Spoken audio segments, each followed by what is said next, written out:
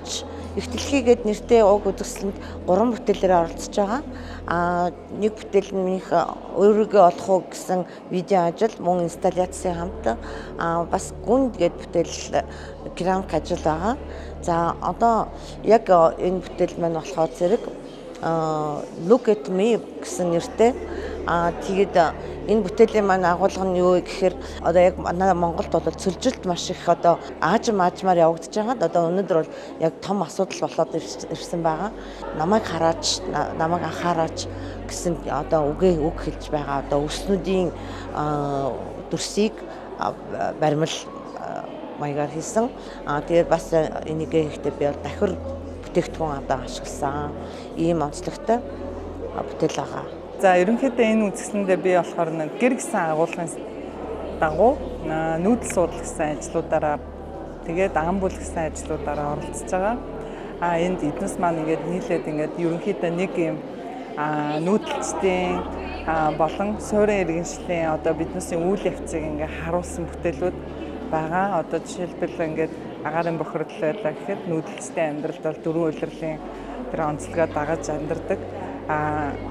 Суурин иргэншлэлээр бол биднээсээ том асуудлуудыг дэвшүүлсэн тэр зохиомжуудаа болохоор ингээд ски ноос, хоньны ноос ашиглан янз бүрийн материалууд хийсэн байгаа. Дэлхийн нийтийн том асуудал бол энэ хог хаягдлын асуудлууд, энэ байгаль ихтлэгтэйгээ хэрхэн буруу харьцаж байгаа тийм хязгааргүй энэ нөгөө нэг хүсэл шуналаас одоо болж биднээс байгаль ихтлэгийг хэрхэн одоо ингээд хүнээж байгаа гэсэн өөртөө энэ дээр амьд оршихуу гэсэн тэр санааг дэвшүүлж байгаа. Жишээлбэл одоо энэ хувцсны хог хаягдал бол дэлхийн нийтэд маш их тулгамдж байгаа асуудал.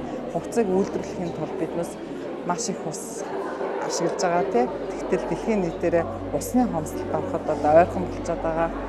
Давхар одоо энэ нөгөө чанаргүй энэ олон хувцснууд маань одоо дэлхийд одоо хог хаягдал болоод байгаль ихтлгээтэй шингэхгүй гэсэн үүднээс энэ бүгдээгээ биднээс дахин ашиглах те уран бүтээлтэй энийгээ бас тусгаж өгөх гэсэн талаас нь бас энэ материалыг одоо ашиглаж байгаа. Ich bin Claudia Mahn, ich bin Bildhauerin und ich durfte letztes Jahr im Mai eine Residency machen, wie auch einige andere deutsche Künstler dieser Ausstellung. Und das war eine sehr bewegende Episode bis hierhin. Also es sind schon 1,5 Jahre, 1 Jahr ungefähr vergangen. Und mein Werk hat sich durch diese Residency verändert. Meine Arbeit ist sehr viel persönlicher, sehr viel mehr von der Fragilität ist zu sehen. Ich habe zum ersten Mal auch eine Videoarbeit integriert in eine Arbeit, die hier hinter mir liegt.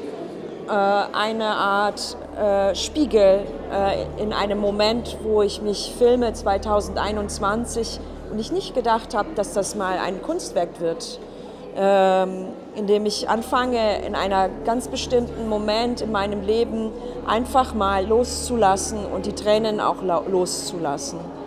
Und glücklicherweise habe ich das aufgezeichnet und ich hole so weit aus, weil diese Fragilität, habe ich nämlich damals gelernt, ist eine Stärke, sensibel zu sein.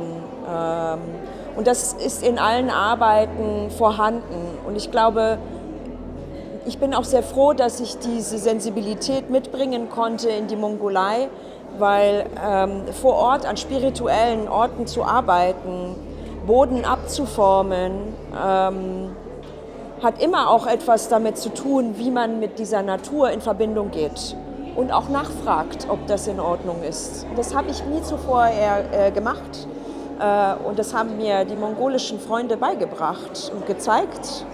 Ja, also ich zeige hier eine Gruppe aus verschiedenen Objekten, Zeichnungen und Videos und die tragen quasi den gemeinsamen Titel Confused Landscapes. Und es geht für mich dabei hauptsächlich um eine gewisse Auflösung von Grenzen zwischen Körper und Landschaft. Also sowie äußere Landschaft sowie als auch innere Landschaften. Und das ist halt hier zu sehen in den Videos und also die verschiedenen Objekte und die verschiedenen Arbeiten erzählen quasi eine unterschiedliche Geschichte mit diesem Fokus. Also die sind zum Teil nach meiner Residency in der Mongolei letztes Jahr entstanden. Also zum größten Teil zum Beispiel gibt es einmal auch ein Tagebuchobjekt, was sich quasi auf poetische Art und Weise mit meiner Reise in der Mongolei im direkten Sinne beschäftigt. Und es sind aber auch ältere Arbeiten dabei, die noch nie vorher gezeigt worden sind, die jetzt aber perfekt passen in diese Thematik. Und ja, wie die Arbeiten entstehen, ist eigentlich sehr intuitiv, also sehr aus einem Bauchgefühl heraus. Und das Konzept dazu kommt meistens erst später. Also es ist eine sehr intuitive Arbeit, würde ich sagen. Aber es hat eigentlich immer mit meinem Körper zu tun und mit einer Umgebung, mit einer landschaftlichen Umgebung oder einer musikalischen Umgebung, wenn ich meine Performance zum Beispiel hier gegeben habe. Genau. Нүүдэлчдийн давлгаа буюу Nomad Wave Group 2010 онд анх одоо 4 зураач эмэгтэй, нэг фэшн дизайнер, мөн уран бүтээлчтэй, бүгдээрээ дүрслэх урлагийн уран бүтээлч эмэгтэйчүүд одоо бид нар нэг жижиг урланд ороод тэгээд хамтдаа нэг сайхан бүтээл хийцгээе тэгээд анх ерөн үүсгэн байгуулагдчихсан. Бид нар 3 бүтээлтэй байдаг.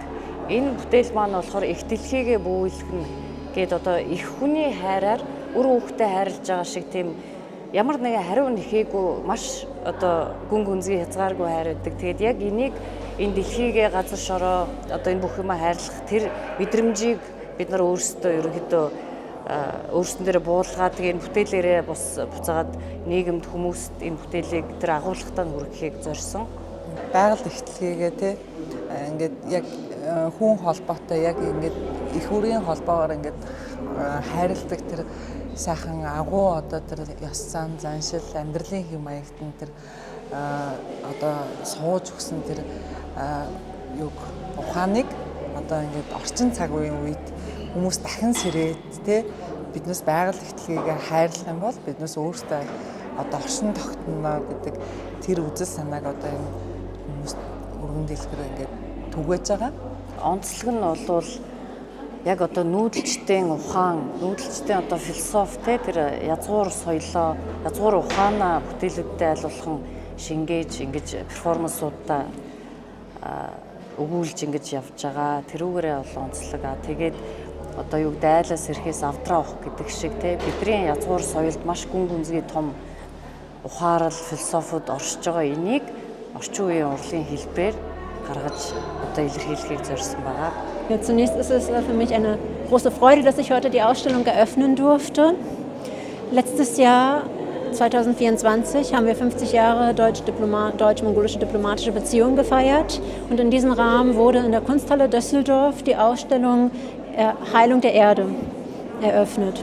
Und heute sind wir hier in Ulaanbaatar und haben die Ausstellung Erde der Heilung. Auswärtige Amt hat diese Ausstellung gefördert, dieses Projekt unterstützt. Es ist ein wahnsinnig vielseitiges, vielschichtiges Projekt, das mehrere Ebenen umfasst. Nicht nur an Maßnahmen, die das Projekt belebt hat, Künstleraustausch, Residenzen, interkulturelle Konnektivitäten, aber auch, wie wir heute sehen, das Ergebnis, die facettenreiche Ausstellung von Skulpturen, Bildern, multimediale Ausstellung. Es ist eine Ausstellung, die wirklich sich tiefgehend befasst mit einem Thema, das uns heute alle angeht, uns heute sehr beschäftigen sollte, nämlich die Heilung der Erde, die Heilung des Menschen.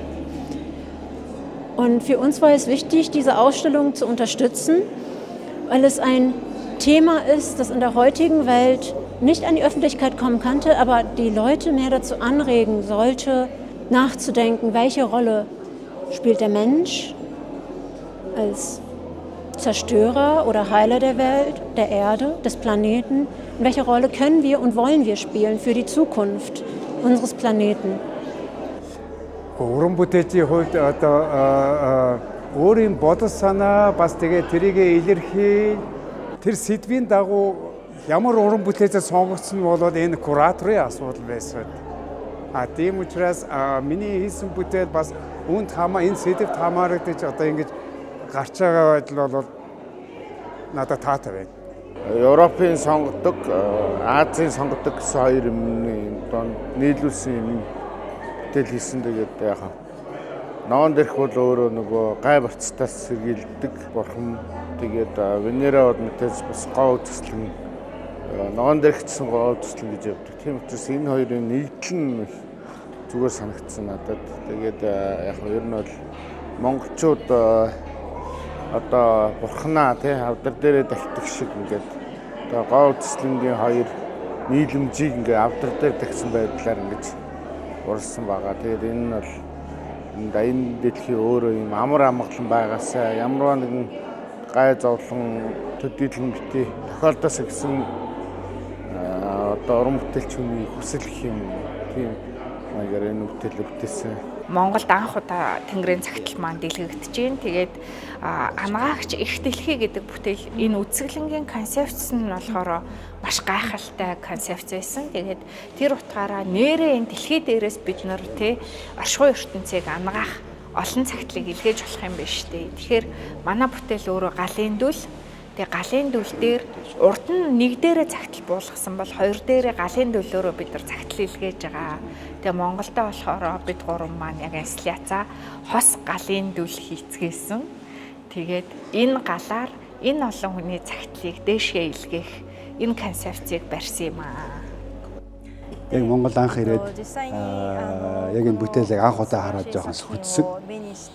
Тэгээд яг энэ бүтээлийг хийсэн 3 хүний хийсэн судалгаа хүмүүст хүрэх гэсэн тэр захаа дээш нь захаануудыг дээш нь хүргэх тухайн энэ бүх бодлыг ирж үзчихэд за би яавал чивэл болох вэ гэж бодож байхад тэр дунд нь бодол дунд гэдэг юм уу дээшгээ явуулах тэр бодол дунд бүгдээрээ бас нэг эерэг зүйл биш юм болов уу? Магадгүй тэр дунд нь бас эсрэг бодолтой ч юм уу те бас хүнд үзүүлэх нуух ичгүүртэй ч юм уу тийм бодол бас байж яагаад болохгүй гэж угаасаа тийм байх ёстой. Тэр бодол байсан болохоор зэрэг энийг яаж хөдөлгөөнөөр энэ хөгжим тааруулж яг энэ орчин тааруулж хийх гэдэг нь яг миний хувьд гэсэн яг үндэ бол би яг туршилт хийгээд над бол ааш том тийм туршилтын энэ бөгөөд өнөөдрийг хүртэлсэн бүжиглэж байхдаа хийсэн хамгийн том зоригтой алхмуудын нэг болж чадсан. 私の課題でもあり、今回はすごい実験的な部分でも маш олон хүмүүс багтах хэрэгтэй байсан юм болов тий. Энэ гал өөрөө хос гал маань өөрөө маш олон хүнийг хамруулад ингээд цаанаас нь ингээд хамруулад оролцуулсан болов уу гэж бас бодож байгаа.